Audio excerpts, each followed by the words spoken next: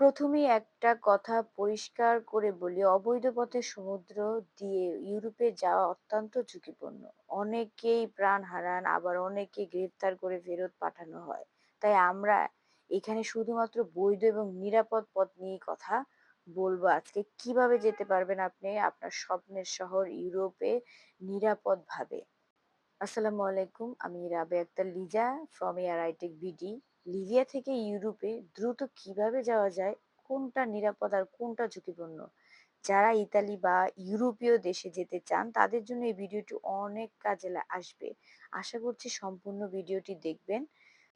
বৈধভাবে যাওয়ার উপায়, আপনি ইতালি যে ইউরোপের যে কোনো কান্ট্রিতেই যান না কেন, আপনি আপনার বৈধভাবে আপনি কিভাবে লিবিয়া থেকে যাবেন সেটা আমি বলছি। আপনার ইতালির ওয়ার্ক ভিসা যেটা ডেক্রোটো ফ্লোসি, প্রতি বছর ইতালি বিভিন্ন দেশের থেকে কর্মী আনে কৃষি, নির্মাণ, হোটেল, রেস্টুরেন্ট এবং টেকনিক্যাল কাজের জন্য বিভিন্ন রকম ভাবে লোক নিয়ে থাকে তারা। আপনাকে একজন ইতালিয়ান নিয়োগকর্তা থেকে জব কন্ট্রাক্ট নিতে হবে। এরপর নিয়োগকর্তা আপনার নামে কাজের অনুমতি নোলাওসটা করবে।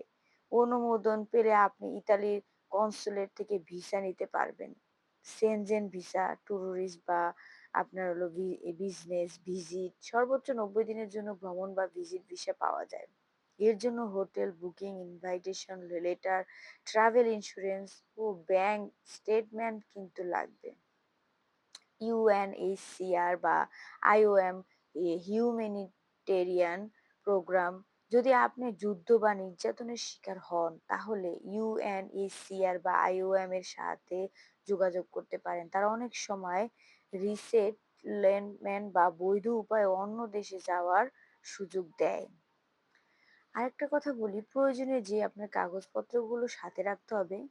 বৈধ আপনাকে পাসপোর্টটা রাখতে হবে, লিবিয়ার রেসিডেন্স কার্ড বা পারমিটটা আপনাকে রাখতে হবে, চাকরির কন্ট্রাক্ট বা ওয়ার্ক ভিসার জন্য মেডিকেল রিপোর্ট ও পুলিশ ক্লিয়ারেন্স, এটাকে আপনাকে সাথে রাখতে হবে, ছবি এবং ভিসা ফর্মটাও কিন্তু পাশে রাখতে হবে।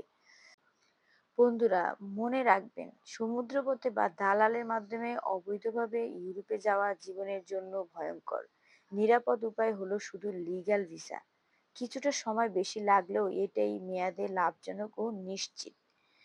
তো আশা করছি আপনারা বুঝতে পেরেছেন। এখন লিবিয়া থেকে আপনি কিভাবে আবেদনটা করবেন। প্রথমে আপনাকে লিবিয়ায় বৈধ রেসিডেন্স পারমিট বা ভিসা থাকতে হবে।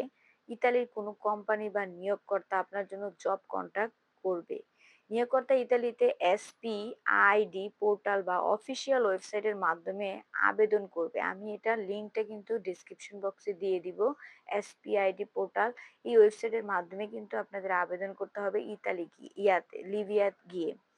আবেদন অনুমোদন হলে আপনাকে ইতালির এম্বাসি বা ট্রিপলি বা টিউনিস থেকে ভিসা নিতে হবে। কোথা থেকে বুঝতে পারছেন? ট্রিপলি বা টিউনিস থেকে ভিসা নিতে হবে। ভিসা পাওয়ার পর সরাসরি ফ্লাইটে ইতালি যেতে পারবেন আপনি। যদি না পান তাহলে আপনাকে অপেক্ষা করতে হবে। আর যে ডকুমেন্টস গুলো আপনাকে রাখতে হবে সাথে, বৈধ পাসপোর্ট থাকতে হবে, লিবিয়ার রেসিডেন্স কার্ড বা ওয়ার্ক পারমিটটা রাখতে হবে, তারপরে জব কন্ট্রাক্ট হয়েছে যেটা আপনার চাকরির চুক্তিপত্র আর কি, সেটা রাখতে হবে, ভিসা কনফার্ম হয়েছে সেটা রাখতে হবে, ছবি বায়োমেট্রিক করে রাখতে হবে আপনার, police clearance certificate, medical test রিপোর্টটাও রাখতে হবে, ব্যাংক স্টেটমেন্ট কিছু ক্ষেত্রে দরকার হয় এটা। আর খরচের কথা যদি বলেন, লিবিয়া থেকে সাধারণত সরকারি ফি 120 থেকে 150 টাকা ইউরোর মতো, 150 ইউরোর মতো বুঝতে হবে, 120 থেকে 150 ইউরোর মতো। তবে এতে এজেন্ট বা দালালের মাধ্যমে গেলে খরচ অনেক বেড়ে যেতে পারে। তাই সব সময় চেষ্টা করবেন সরাসরি কোম্পানি বা অফিসিয়াল ওয়েবসাইটের মাধ্যমে আবেদন করার জন্য। এতে আপনার জন্য খুবই লাভবান হবে। দালালের খপ্পরে পড়লে আপনাকে জাহাজেতে চলে যেতে হবে, তারপরে তারা নদীর মাঝখানে নিয়ে আপনাকে বিক্রি করে দিবে মাফিয়াদের কাছে। সেখান থেকে তারা আবার অত্যাচার করে, গুম করে, পাচার করে।